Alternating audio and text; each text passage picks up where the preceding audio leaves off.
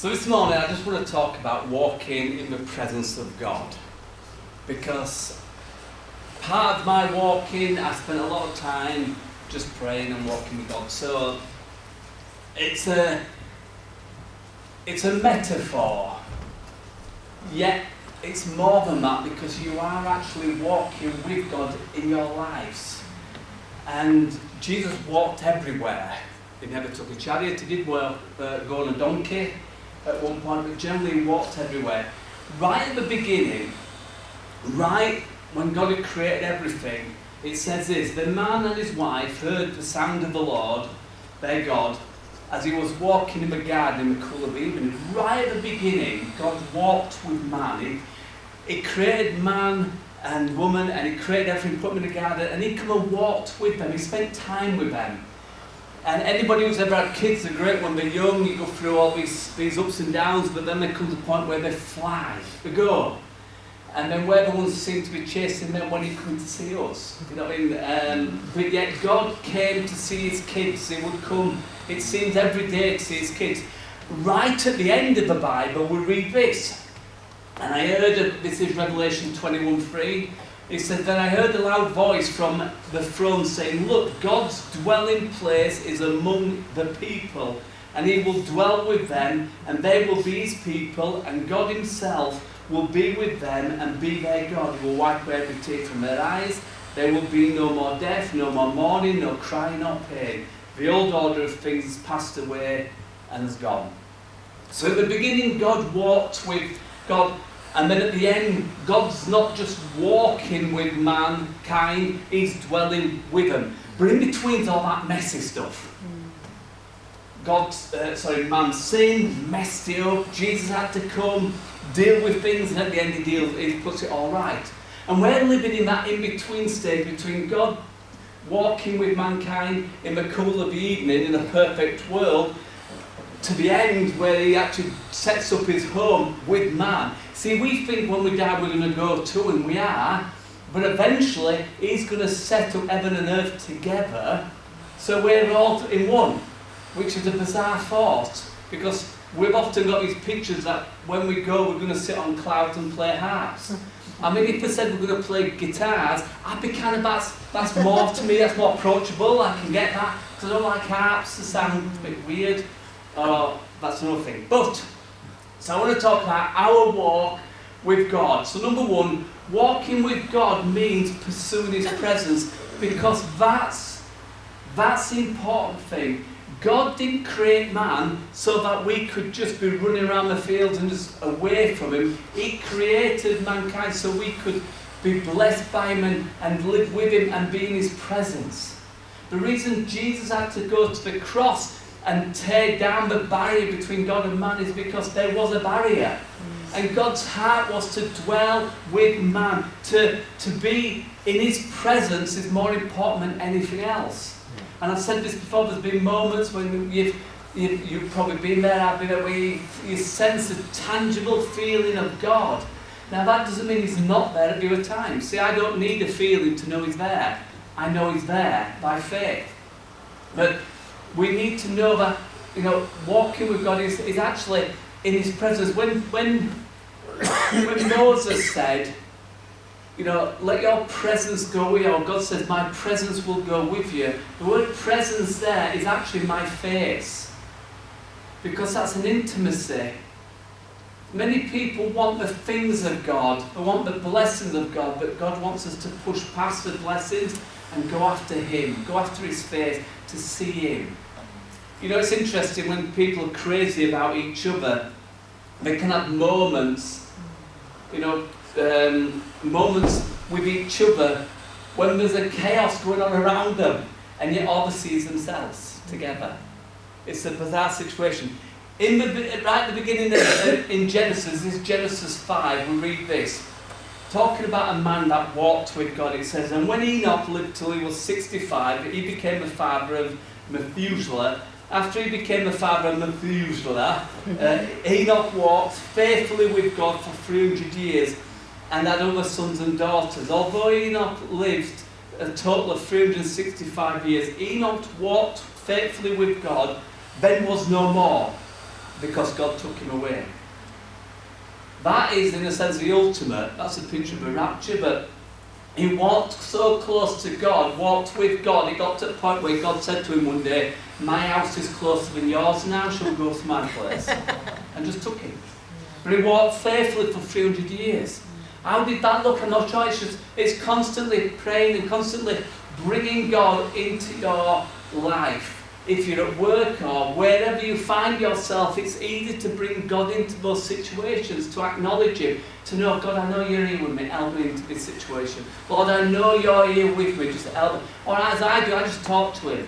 When we're out walking and there's nothing but grass, like there's nothing, you can't believe there's a place like that in the UK, but there is places where it's not. I actually thank God, I come across a thistle, purple thistle. I took a picture of it, because it was the only flower I'd seen. I've not seen anybody all day, but I saw this thistle and I went, wow, I'll just look at that, it's a weed. Yeah. But to me it was amazing in this vastness of grass, mushy grass. But anyway, Enoch walked with God and God took him. Walking with God is about an ongoing relationship where you prioritize his presence in your life. Enoch's walk with God was so intimate that God took him away and he didn't even experience death. That's why I say it's a picture of when God will take us home one day, rapture us out of here, that some may not experience death. This is what it says in the New Testament about Enoch. By faith, Enoch was taken from this life so that he did not experience death. He could not be found because God had taken him away. For before he was taken, he was commended as one who pleased God. And without faith, it is impossible to please God, because anyone who comes to him must believe that he exists and that he rewards all those who earnestly seek him. So Enoch's got this reputation of being taken away. There's a whole study on Enoch about when the Jewish people believe he was taken away, and it kind of fits so well. It's on the anniversary of when about Noah's new start, and there's all these things going on. That's a study for another time. You see, we can call on God and we can pray daily. We worship him, we read his word, and the whole thing is about getting to know his voice, getting to know that quiet voice in our hearts. And that's developing a relationship with him. Because let's face it, when you first bump into somebody, you don't really know them, but you get to know them. I went to a funeral yesterday. It was my grand's funeral, so there were a lot of aunties and uncles there and a lot of cousins there. And one cousin, I said to her, so you're Victoria? And she looked at me and says, which one are you? I said, I'm Maureen's son.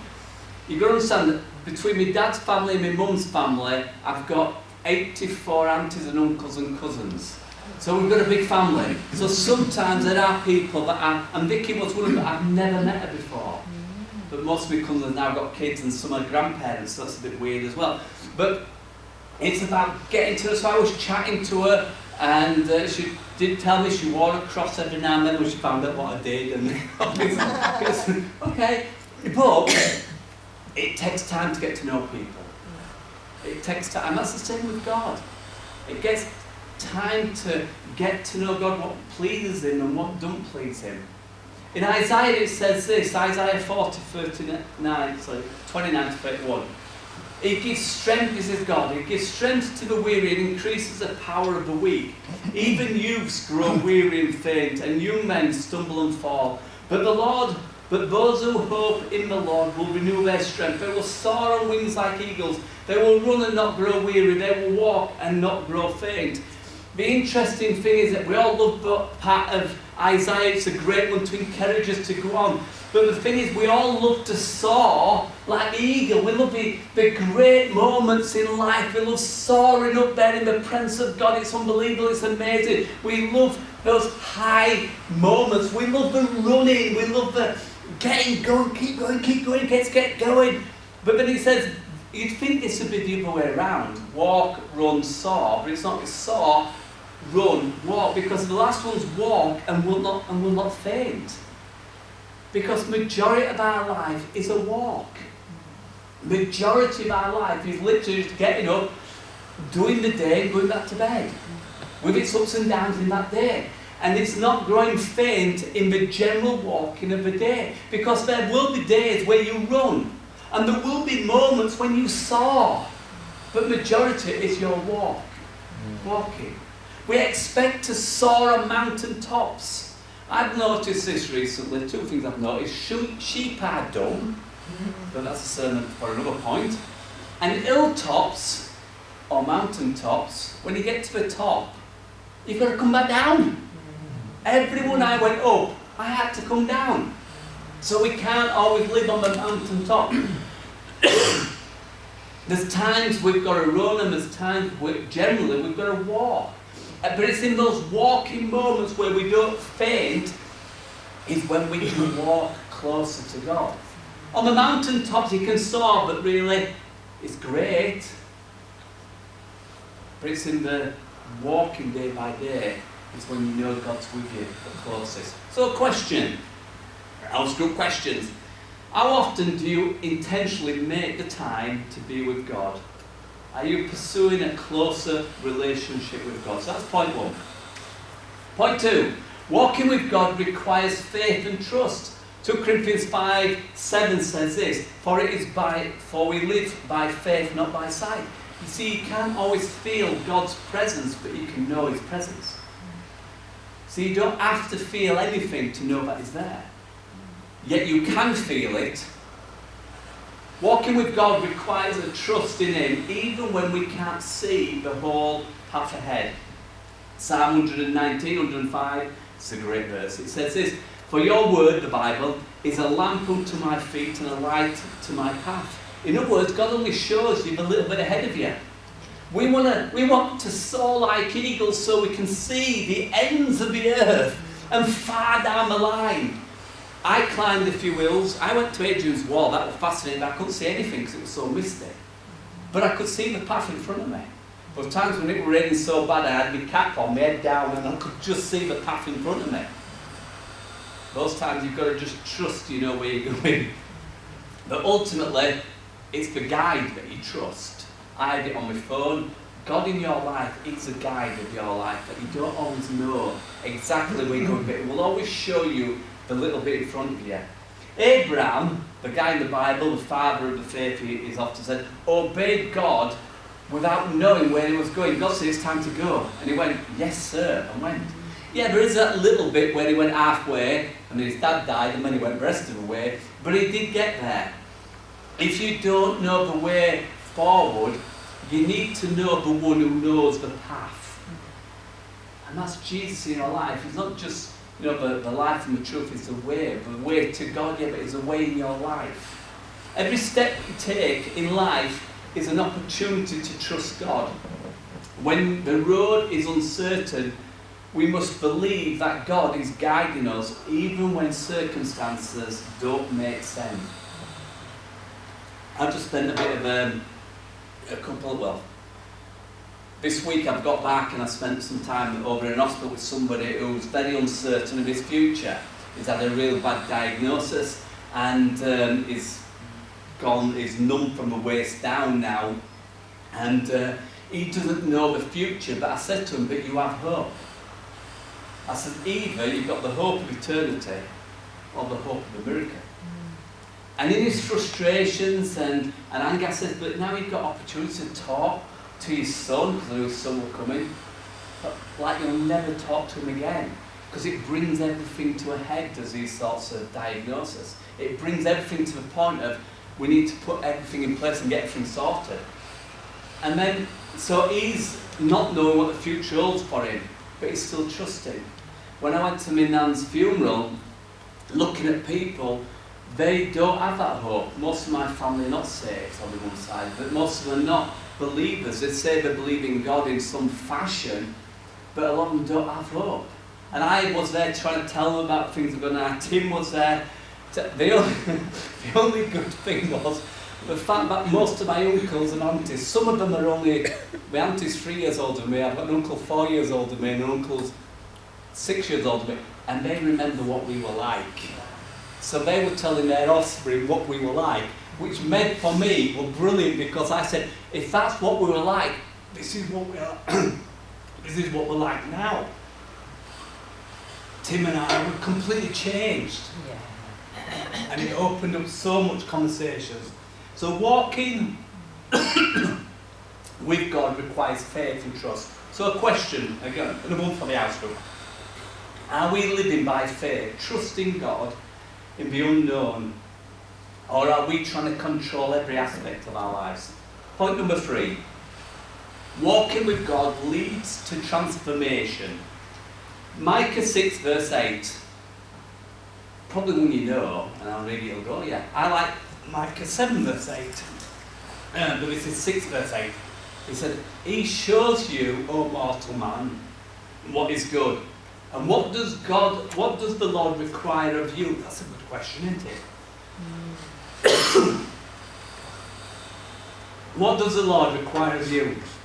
To act justly, to love mercy, to walk humbly with your God.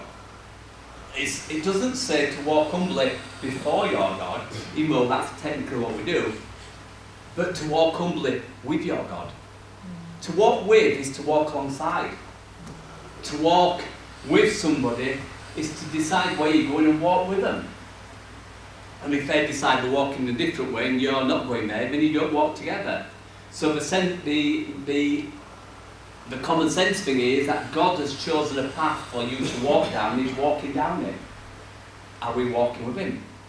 Walking with God leads to a transformed life. I don't want to get on about my family too much because some of them are amazing and some are not, but some of my aunties and uncles have fallen out and don't talk to each other, and we're at a funeral and they're all having a picture standing together and some of them don't talk. And all the cousins are going, parents, grow up, because they're not talking. And I've not realised how far I've come in God, because God's given me a sense of peace where I don't need to be right. I don't need to prove I'm right. If I know I'm right, or I might be wrong. But I'm not going to fall out over people, over petty things that I can never remember what I fell out with. Some of them have been talking for months, some have been talking for years, and this is a funeral, so I said, look, at times like this, life's short. Get over it, move on.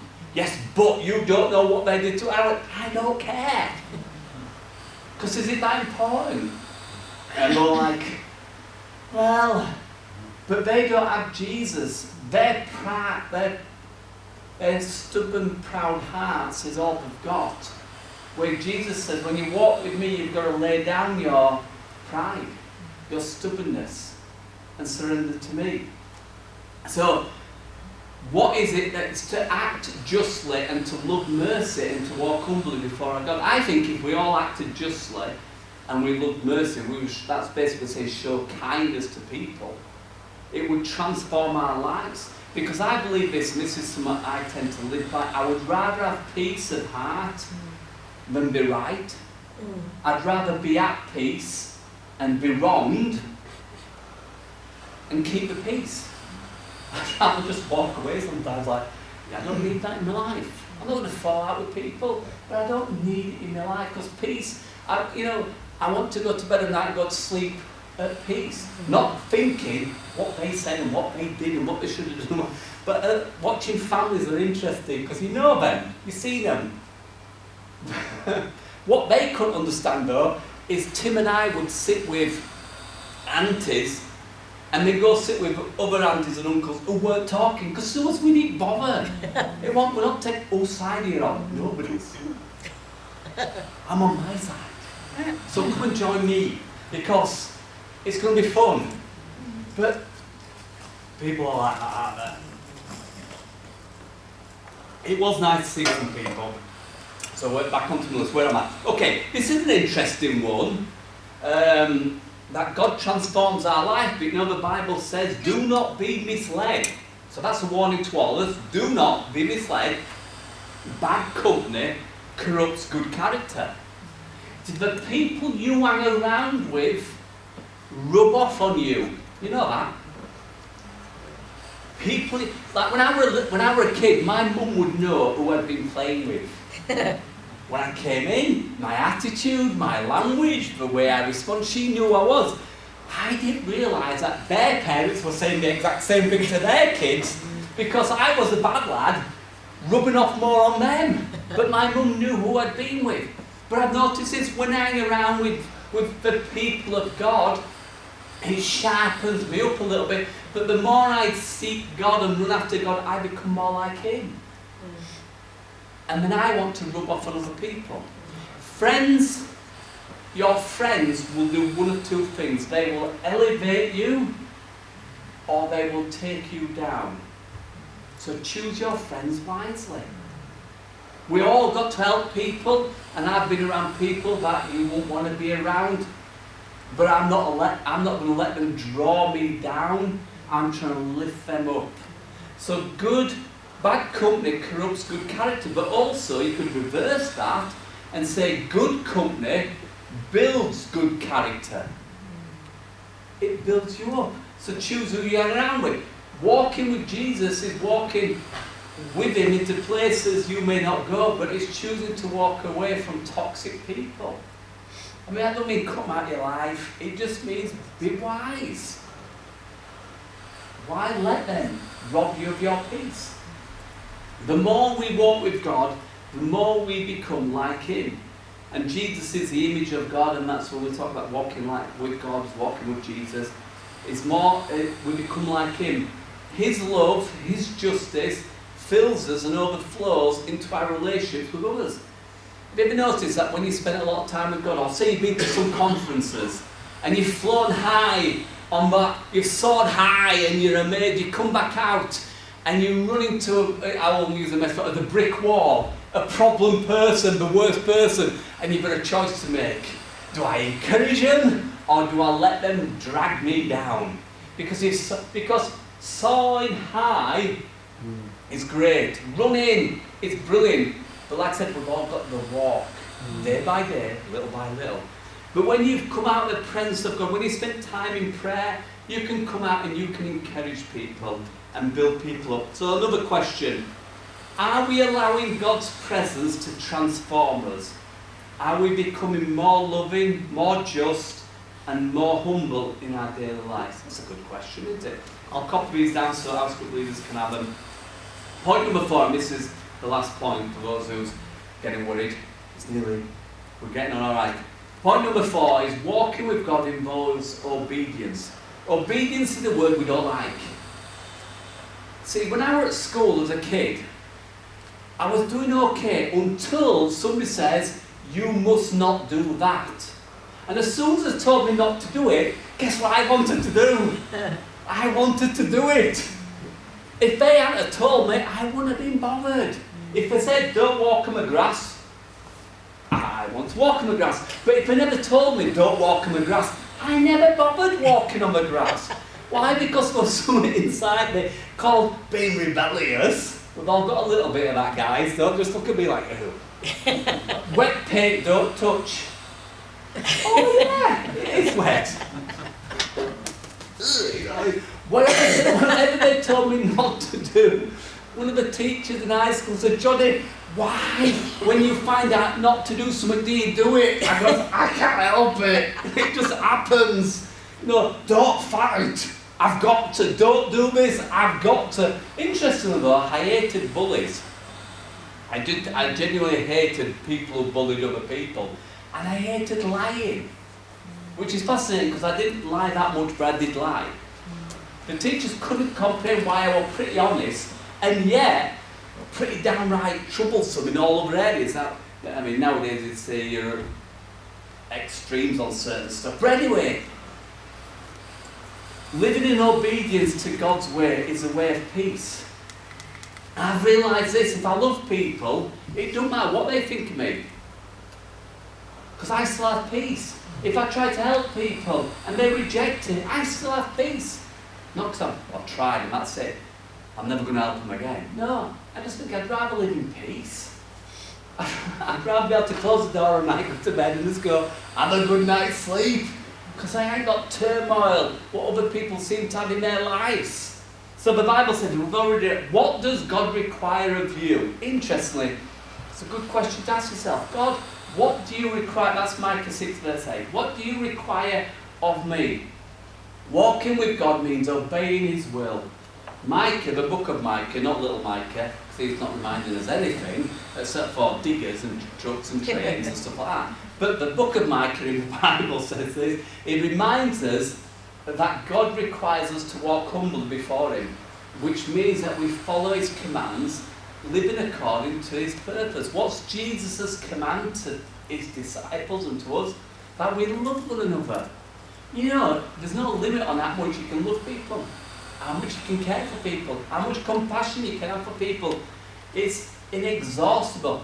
Joe and I were talking on the way here about it. There a song come on about I'm thirsty for you, I'm desperately thirsty for you, and I'm searching for that pull. It's in Psalms, searching, I long for, I'm thirsty for, I'm looking for that pool, I'm looking for the living water. Yet Jesus said when you become a Christian, streams of living water come out of you.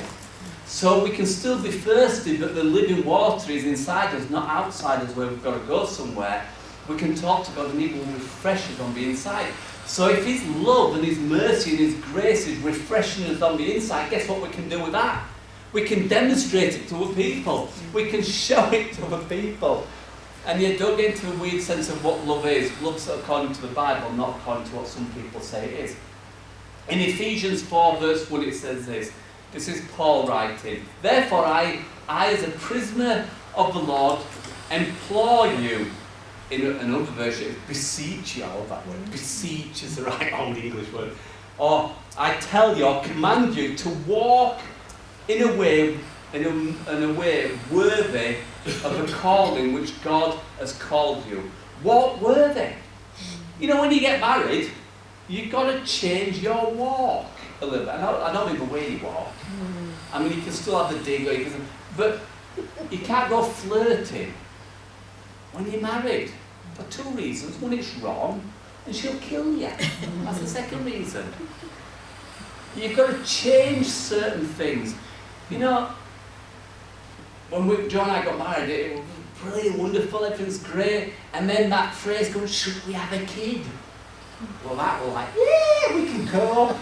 And then kids come along, and everything changes. It's like, what happened to our show? Not that I ever like that, but what happened to it?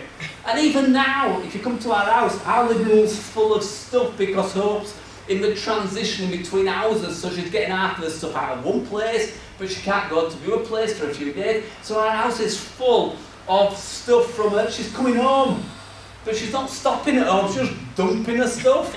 She's, you know, the house is still a mess, and Ethan's emptied his van and put all this stuff in the house so that he can go pick her stuff up.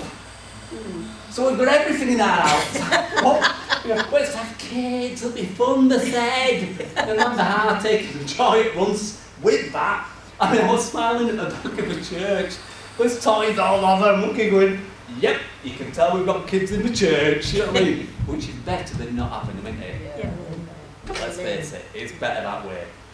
But walk your Christian life. Walk your Christian life in a manner that's worthy of the calling that God's got for you. The calling God's got for you is to love people. And if you love people, guess what? You'll have peace. Yeah. Because it don't matter if they're right, you're right. It don't matter. Yeah, but it's some stuff. We're not puppets and we're not fall down dead. We need to show justice. It's, act justly. So it's not just to get out of jail free and can never do anything. But obedience is actually a natural overflowing of our relationship with God. When you get to know people, you do things for them that they like. You naturally do things.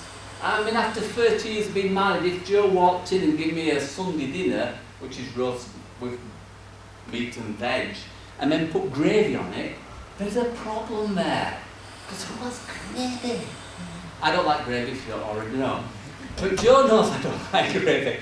Ethan don't like gravy, so we kind of team up on Joe now at home. But for most people, having gravy on your dinner won't be a big deal. But because she knows me so well, she knows, hey, I'm not keen on the Sunday dinner, but I'll eat it because I know she likes them. So she can make them and I'll eat them.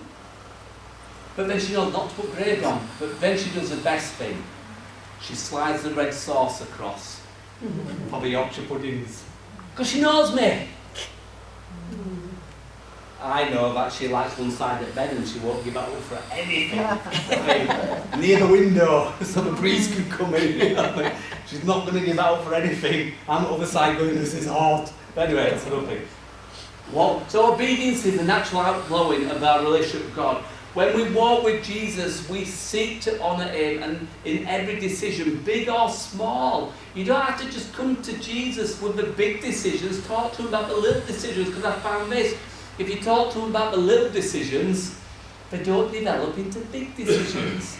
Often, the little ones are what develop into big problems later on. So get the little ones right, and everything else generally gets into place. Yeah, there will be big decisions to make later on. But it's about aligning our actions with the Word of God, with the Bible. Back to the verse that I said right at the beginning. The man and his wife heard the sound of the Lord walking in the garden in the cool of the day. We'd stopped there. But we've got to remember that this verse has happened after they'd messed up. They'd messed up and had sinned. And suddenly, God turned up like he usually did. He wasn't annoyed. He wasn't distant. He came to them. And it says this, and they hid from the Lord their God. Why? Because they sinned. They said, we'll find out later on, but they knew they weren't had any clothes on, were embarrassed at what had gone on. They knew there were a problem. But God still turned up. Fascinating that God still turns up for us, even when we mess up. But it carries on. And they hid from the Lord among the trees of the garden, which makes me laugh because God's not some to play hide and seek with, because he knows where you are. But he asks this question. But the Lord God called to the man and said, where are you? Let me ask you this morning, where are you in your walk with God? Are you close? Are you far? Are you stumbling? Are you getting going? I think a walk with God is interesting because as long as you're moving, you're walking. Whether you're far or close doesn't really matter. You're moving together. Amos says this, another little bit in the Old Testament says, do two walk together unless they have agreed to? Common sense. You can't walk down the same path unless you go, let's do this. Now you may not consciously say that, but you are saying that. When you get married, you both agree to walk down a certain path. And the inevitability of that means that at some point, both are going to have to leave things behind to continue walking down the same path. Because certain stuff, when you're single, you do. When you're married, you can't do. Walking with Jesus is walking in a way that's his pace and at his rate and his direction. But I want to do this. And he goes, you know what you can do? But I'm walking. Jesus says this, that anybody who's burdened down and heavy wearied, down with life, he says, walk with me. Because his burdens are actually not burdensome. His yoke, it's an old-fashioned word of tying together. It's not heavy. And walking with Jesus just brings life. So how are we walking? Are we walking with Jesus? Are we agreeing to walk his way? So the fourth question for the small groups is this. Is there an area of obedience in our lives? And how can we better align our actions with God's will so that we can walk closer with Jesus? So in conclusion, I've got this. Walking with God is a daily journey pursuing his presence, living by faith, being transformed and walking in obedience. Just like Enoch walked with God and was taken to be with him, we too are invited to walk with God through every season of our lives. Let's commit our lives to walking with him every step of the way. In other words, make a choice. The question that God asked Adam and Eve is, where are you? The question God asks us all the time is, where are you? So we can't hide from him. But he said, where are you? Why is he asking the question? It's not because he didn't know, he wanted them to know where they were. Because God wanted to continue walking with Adam. Because of Jesus and what he did on the cross, he died, he was buried, he was resurrected, that means we can walk with God. But never ever compare where you see yourself walking with God with anybody else. Because we need to be careful, because we can have the Facebook walk with God. How's life? Brilliant. How's your walk with God? Fantastic. You know, I prayed 4 hours. I didn't, but I'm just saying this. I prayed 4 hours. Worship for 2. I had 6 hours just in the presence of God. And people's going, when? Because most of us get up, go to work, or we've got things we need to do. If you've got kids, it's chaos. It's very hard. But our walk with God is every day, every moment. Over breakfast, over lunch, over dinner. At school, at work, wherever we are, whatever we're doing. That's our walk with God. We long to soar like the eagle. We love to run like we see some Christians, but majority of us are just walking day by day in our lives. And we're not growing faith, we're just pushing on. So don't compare yourself to anybody else. Compare yourself to Jesus. Because all of us have got to move forward in that one. So I hope that's been encouraging for you. I hope that's been uplifting. We'll discuss it more in the small groups. But let me just encourage you, this is just an introduction to the fact that I'm talking about the presence of God. And getting into the presence of God. Because that's God's #1 priority for us. And that should be our priority. And the interesting thing is you can take God's presence wherever you go.